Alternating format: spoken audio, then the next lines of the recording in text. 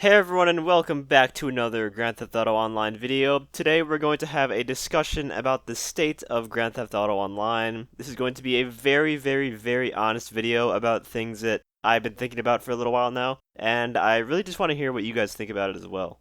So at the moment, we're almost directly in the middle of the drip feed. This is the time when the game has kind of calmed down in terms of the hype from the casino update or whatever the previous update is. Sure, there seems to be a lot more content coming in the drip feed, but that doesn't nearly draw as much hype as an actual DLC.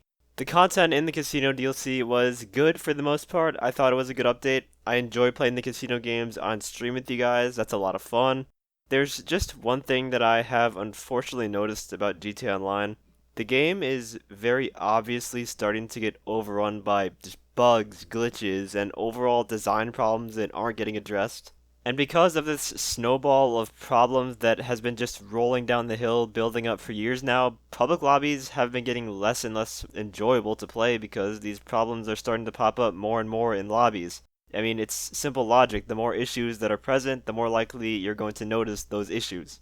Don't get me wrong, GTA Online has always had its fair share of bugs, glitches, and design flaws, but I think it's pretty safe to say that those problems were never as bad as what is going on today. Sure, we had God mode glitches, but those were fixed really fast in a matter of a couple days usually. Passive mode was broken for the longest time, and I'm very grateful that at least that was fixed. Jets were a problem, but they were dealt with in the gun running update because of the explosive rounds.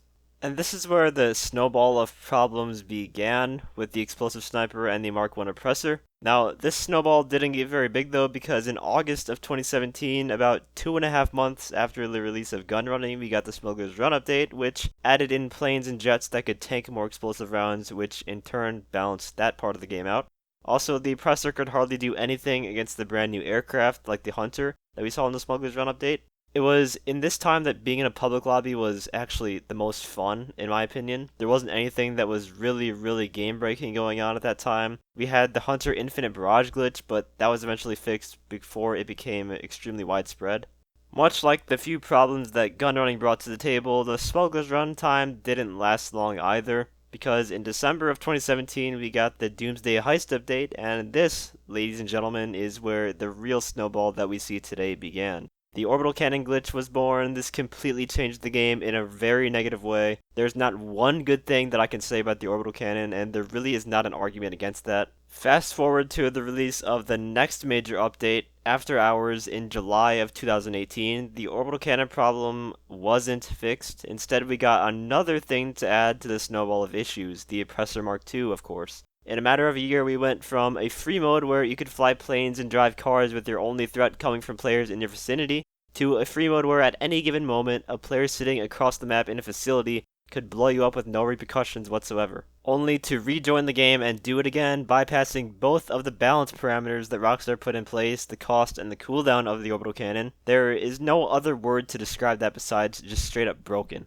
And if it's not that, then you have to worry about an Oppressor Mark II flying towards you, shooting homing rockets that are near impossible to dodge, and then when you finally blow him up and destroy his bike, he's back on it seconds later because it has no cooldown.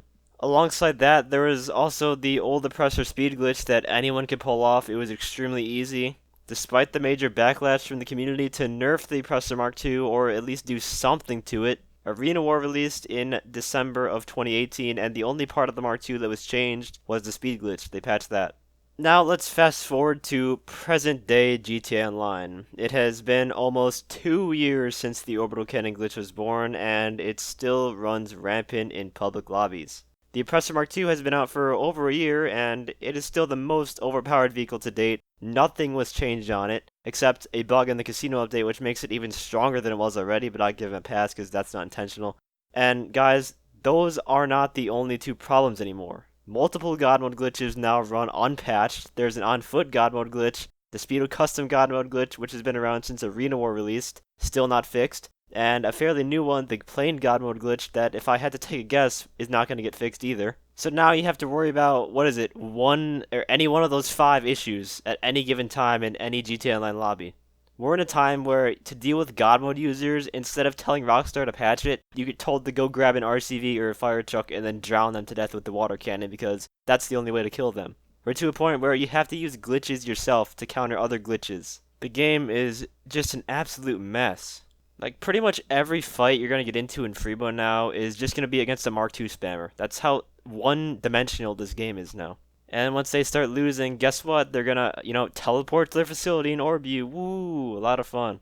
And I understand that these glitches may not be able to be patched, but if they can't be patched, then how about punishing the players who do exploit the game? What happened to taking aim at GTA Online cheaters? The in-game report system might as well not even be there. I don't think it does anything. Anyone who does the stupid orbital cannon glitch or abuses any of that stuff should just get an instant ban, dude. I don't even care. If you want someone to stop doing something, then you either fix what's causing the problem to occur in the first place, or you make it clear that if you do abuse whatever the exploit is, then you will be punished for it, so that they don't do it anymore. There's another point that people like to make, that GTA Online is on its way out. That's why they don't bother acknowledging or fixing any of this stuff. People have been saying that the final update was back in like 2016 with import-export. That's how long they've been saying that this is the final update thing. But watch us get another year of updates and all this stuff still remains untouched. I know this video is making it sound like I absolutely despise and hate GTA Online. That's not the case at all, actually. If I hated the game, I wouldn't be making videos on problems with the game and why they should be fixed, or how the game could be better. GTA Online is one of the best games, if not the best game I have ever played, and Rockstar is my favorite game company. I just really hate to see the game in its current state like this. When I look at Red Dead Online, I see a game that, from the start, had clear issues with mechanics and a PvP that was wildly unbalanced.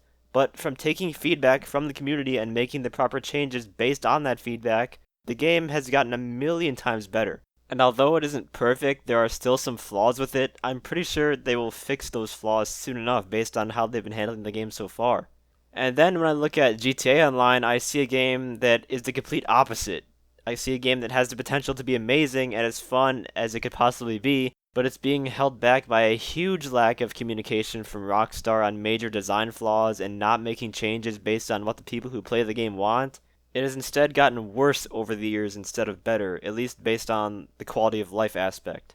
The casino update was a start with a passive mode change, but the game needs so much more than that. It's always so nice when developers actually communicate to us about what they are thinking about doing. Like, Red Dead Online is already being handled a lot better. That's why I have so much hope for the future of that game, because they're actually listening to us. They make newswire posts like, hey, this is what we're thinking about doing. Here's what we're thinking about changing in the next update based on your feedback. Why don't they do that with GTA Online? Why can't they say something about the Oppressor Mark II? Like, hey, we heard your feedback about the Mark II. We got a million emails about how we should nerf it, and we're actually going to nerf it now. Anyways, let me know what you guys think about this in the comments section. How have you guys felt about GTA Online ever since the casino update came out? I know it was kind of a long rant, but I feel like it just needed to be said. The way GTA Online has been handled lately compared to Red Dead Online is just mind-boggling to me, how the communication can be so much better for one game and just lackluster on the other. Maybe they'll change up their ways for GTA 6 Online. I sure hope so. If you guys enjoyed the video, feel free to leave a like, as well as subscribe to my channel for more guide and PvP related content. And as always, thanks for watching and have a great day.